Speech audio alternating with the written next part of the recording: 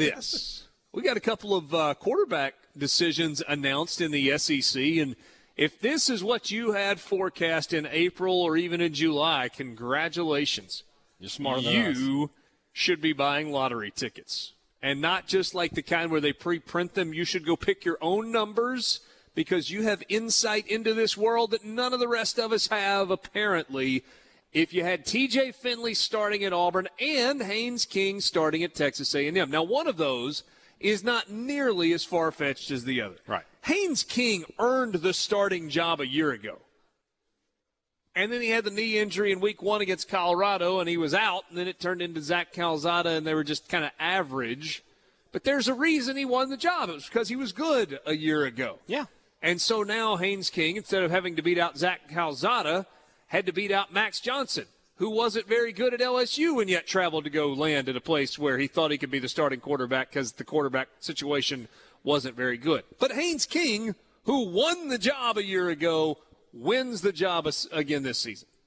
He left LSU for Texas A&M just to be the backup. I mean, we were an hour from New Orleans. Now what are we doing? Yeah, both of these situations have transfers that didn't win the job. I mean, I wonder if.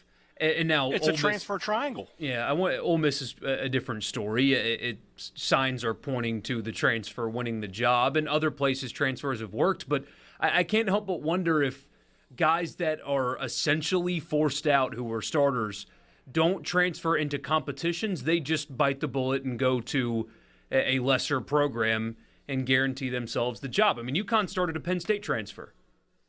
What's wrong with that? I mean, look, you're not in the Big Ten anymore, but you at least now get to start. Max Johnson blew his one-time penalty-free transfer and now is going to have to continue sitting the bench. But he could have gone to, I'm just throwing it out there, like a Tulane and been the guy. And what's more valuable to you, continuing to ride the bench at a new place or playing? It is interesting, though. Finley from LSU to Auburn, Calzada from A&M to Auburn, Johnson from LSU to A&M. It's a triangle. All points are touching there. And I guess you would say that long-term it kind of works out for TJ Finley? Which is incredible to me. Because guess what? He's not good.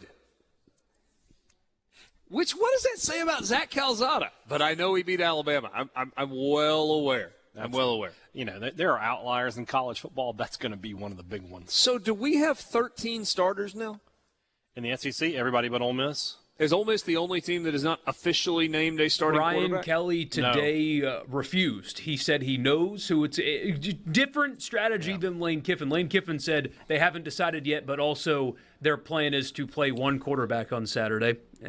Kind of conflicting thoughts, but either way. And Brian Kelly said he knows. He's just not going to reveal it. You could have gone the Jim Harbaugh route there and referenced the Bible when you made your decision. Yeah, he went. He pulled some Ecclesiastes and some Song of Solomon out today, saying that it was biblical. Song of Solomon. He did. He did. That wasn't the book I thought you were going to go with, the Book of Numbers or something. I don't know. No, I mean he referenced Solomon, King Solomon. Somebody, you follow Ari Wasserman on Twitter? You know who he is. I know who he is. I'm not sure if I follow him or not. He tweeted something about. He's like, what does the Bible say about recruiting? And I found a verse, 1 Samuel 16:7. But the Lord said to Samuel, "Do not consider his appearance or his height, for I have rejected him. The Lord does not look at the things man looks at. Man looks at the outward appearance, but the Lord looks at the heart." I was like, the Lord is Butch Jones. He's recruiting 5-star hearts over here. Yeah, what do you guys think about that? When I saw that verse, I was perfect. By the way, Jim Harbaugh has announced that Cade McNamara will start week 1 for Michigan against it doesn't matter. Whoever it is that Michigan plays this week. And then in week 2, it's going to be J.J. McCarthy starting against State Hawaii. This week and then That's Hawaii. Right. Yeah, so Hawaii in week 2. McNamara starts against Colorado State. McCarthy starts against – is this a good plan? Is this a good plan for Jim Harbaugh? No. Start your guy and get him the reps. He needs them.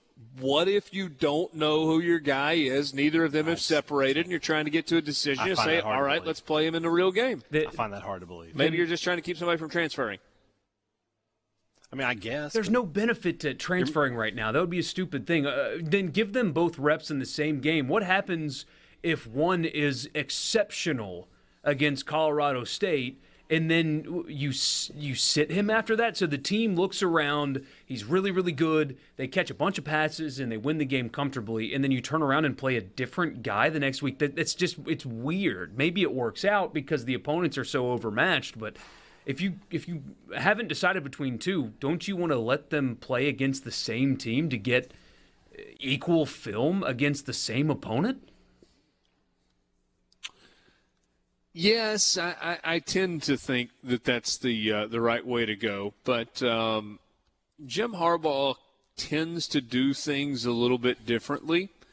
On Monday, said both quarterbacks will see time in both games. So they are going to play both of them, but McNamara is going to start game one and McCarthy is going to start game two. He says, no person, that's biblical, no person knows what the future holds. It's a process, and it's going to be based on performance, but we're not going to withhold any good thing.